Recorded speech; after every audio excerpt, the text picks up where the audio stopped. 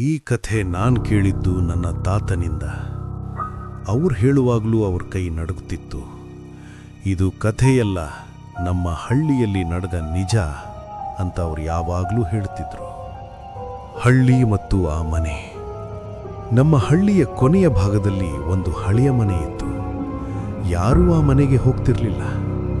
ಮನೆಗೆ ಹೆಸರಿರಲಿಲ್ಲ, ಆದರೆ ಎಲ್ಲರೂ ಅದನ್ನ ಬಾವಿಕಟ್ಟೆ ಅಜ್ಜಿ ಮನೆ ಅಂತ ಕರೀತಿದ್ರು.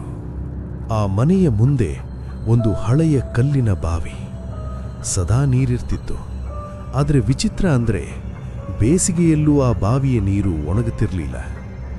ರಾತ್ರಿ ಆಯಿತೆಂದ್ರೆ ಆ ಬಾವಿಯ ಸುತ್ತ ಮಂಕಾದ ಬೆಳಕು ಕಾಣಿಸ್ತಿತ್ತಂತೆ. ಆ ಮನೆಯಲ್ಲಿ ಒಬ್ಳೇ ವಾಸ ಮಾಡ್ತಿದ್ಲು ಬಾವಿಕಟ್ಟೆ ಅಜ್ಜಿ. ಬಾವಿಕಟ್ಟೆ ಅಜ್ಜಿ ಯಾರು? ಅಜ್ಜಿ ಅಂದ್ರೆ ವಯಸ್ಸಾದ ಮಹಿಳೆ. ಸದಾ ಬಿಳಿ ಸೀರೆಯಲ್ಲೇ ಇರ್ತಿದ್ಲು. ಕೂದಲು ಬಿಡಿಸಿಕೊಂಡೇ ಇರ್ತಿತ್ತು. ಆಕೆಯ ಕಣ್ಣುಗಳು, ಅವು ನೇರವಾಗಿ ನೋಡಿದ್ರೆ ಏನೋ ಒಳಗೆ ನುಗ್ಗು ಬಿಡುತ್ತಿದ್ದಂತೆ ಅನಿಸ್ತಿದ್ದಂತೆ. ಹಳ್ಳಿಯವರು ಹೇಳ್ತಿದ್ರು, ಅವಳು ಹಗಲು ಮನುಷ್ಯ, ರಾತ್ರಿ ಏನೋ ಬೇರೆ.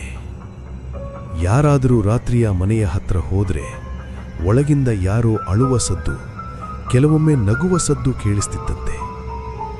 ನನ್ನ ತಾತನ ಅನುಭವ. ಒಂದು ದಿನ ನನ್ನ ತಾತ ಚಿಕ್ಕವನಾಗಿದ್ದಾಗ ಸಂಜೆ ಹೊತ್ತು ಜಾನುವಾರು ಕಟ್ಟಿ ವಾಪಸ್ ಬರ್ತಿದ್ದ.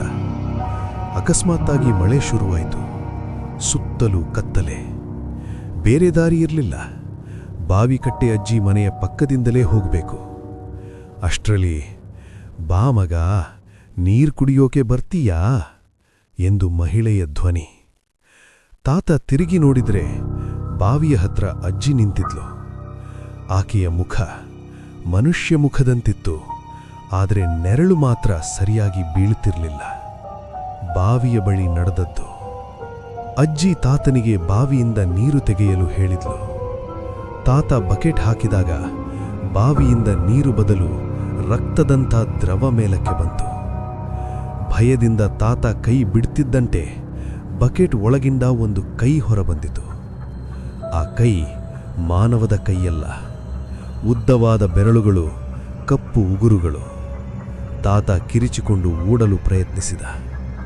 ಆಗ ಅಜ್ಜಿ ನಗ್ತಾ ಹೇಳಿದ್ಲು, ನೀನು ಹೋಗಬಾರ್ದು, ಇನ್ನೂ 3 ಬೇಕು. ಓಟ ಮತ್ತು ಹಿಂಬಾಲನೆ. ತಾತ ಓಡ್ತಿದ್ದ. ಹಿಂದೆ ಹೆಜ್ಜೆಗಳ ಸದ್ದು. ಆ ಹೆಜ್ಜೆಗಳಿಗೆ ಕಾಲಿರಲಿಲ್ಲ. ನೆಲಕ್ಕೆ ತಾಕದೇ ಬರ್ತಿದ್ದ ಸದ್ದು. ಅಕಸ್ಮಾತ್ತಾಗಿ ತಾತ ನೆಲಕ್ಕೆ ಬಿದ್ದ. ಮೇಲೆ ಯಾರೋ ಕೂತಂತೆ ಅನಿಸ್ತು. ಉಸಿರಾಟ ನಿಲ್ಲುವಷ್ಟು ಒತ್ತಡ. ಕಿವಿಯ ಬಳಿ ಧ್ವನಿ, ಬಾವಿ ತುಂಬಕ್ಕೆ ಜೀವ ಬೇಕು. ಅಷ್ಟರಲ್ಲಿ ದೂರದಲ್ಲಿ ದೇವಸ್ಥಾನದ ಗಂಟೆ ಬಾರಿಸಿತು. ಕ್ಷಣದಲ್ಲೇ ಆ ಒತ್ತಡ ಹೋಗ್ಬಿಡ್ತು. ತಾತ ಎದ್ದು ನೋಡಿದ್ರೆ ಅಜ್ಜಿ ಕಾಣಿಸಲಿಲ್ಲ. ಆದರೆ ಆ ಮನೆಯ ಬಾಗಿಲು ತೆರೆದಿತ್ತು. ಒಳಗೆ ಹೋದಂತೆ ರಕ್ತದ ಗುರುತುಗಳು. ನಿಜ ಹೊರಬಂದದ್ದು. ಮರುದಿನ ಹಳ್ಳಿಯವರು ಸೇರಿ ವಿಚಾರ ಮಾಡಿದ್ರು. ಅಂದಾಗ ಗೊತ್ತಾಯಿತು, 10 ವರ್ಷಗಳ ಹಿಂದೆ ಆ ಅಜ್ಜಿ ತನ್ನ ಮಗನನ್ನು ಬಾವಿಯಲ್ಲಿ ತಳ್ಳಿ ಕೊಂದಿದ್ದಳು. ಮಳೆ ಬಾರದ ವರ್ಷಗಳಲ್ಲಿ ಜನರನ್ನು ಬಾವಿಗೆ ಎಳೆದು ಬಲಿ ಕೊಡ್ತಿದ್ಲು ಅನ್ನೋ ಮಾತಿತ್ತು. ಕೊನೆಗೆ ಒಂದು ದಿನ ಅವಳು ಅದೇ ಬಾವಿಗೆ ಹಾರಿ ಸತ್ತಿದ್ದಳು. ಆದರೆ ಆ ಮನೆ ಖಾಲಿಯಾಗಲಿಲ್ಲ. ಇಂದಿಗೂ ಅಮಾವಾಸ್ಯೆ ರಾತ್ರಿ ಬಾವಿಯ ಬಳಿ ಯಾರಾದರೂ ಹೋದ್ರೆ ನೀರು ತೆಗೆಯುವ ಸದ್ದು, ಮಹಿಳೆಯ ನಗು, ಮಗನ ಅಳುವ ಶಬ್ದ ಕೇಳಿಸ್ತಂತೆ. ಹಳ್ಳಿಯವರು ಇಂದಿಗೂ ಹೇಳ್ತಾರೆ, ಅಜ್ಜಿ ಸತ್ತಿದ್ದಾಳೆ, ಆದರೆ ಹೋಗಿಲ್ಲ. ಆ ಮನೆ ಇಂದಿಗೂ ನಿಂತಿದೆ.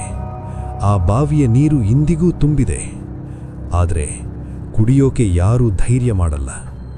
ಯಾರಾದರೂ ಧೈರ್ಯ ಮಾಡಿದ್ರೆ ನಾನು ಮತ್ತೆ ಬರ್ತೀನಿ ಎಂದು ದೆವ್ವದ ದನಿ ಅಮಾವಾಸ್ಯೆ ಪೂರ್ಣಮೇ ಕೇಳಿಸುತ್ತೆ. ಹಲೋ ಸ್ನೇಹಿತರೆ, ಮುಂದಿನ ಕಥೆ ಎತ್ತುಕೊಂಡು ಮತ್ತೆ ಬರ್ತೀನಿ. ನಿಮ್ಮ ಅನಿಸಿಕೆಯನ್ನು ಕಮೆಂಟ್ ಮಾಡಿ ಆ್ಯಂಡ್ ಶೇರ್ ಮಾಡಿ, ಸಬ್ಸ್ಕ್ರೈಬ್ ಮಾಡಿ, ಲೈಕ್ ಮಾಡಿ. ನನಗೆ ಇನ್ನೂ ಪ್ರೋತ್ಸಾಹ ಸಿಗುತ್ತದೆ. ಧನ್ಯವಾದ.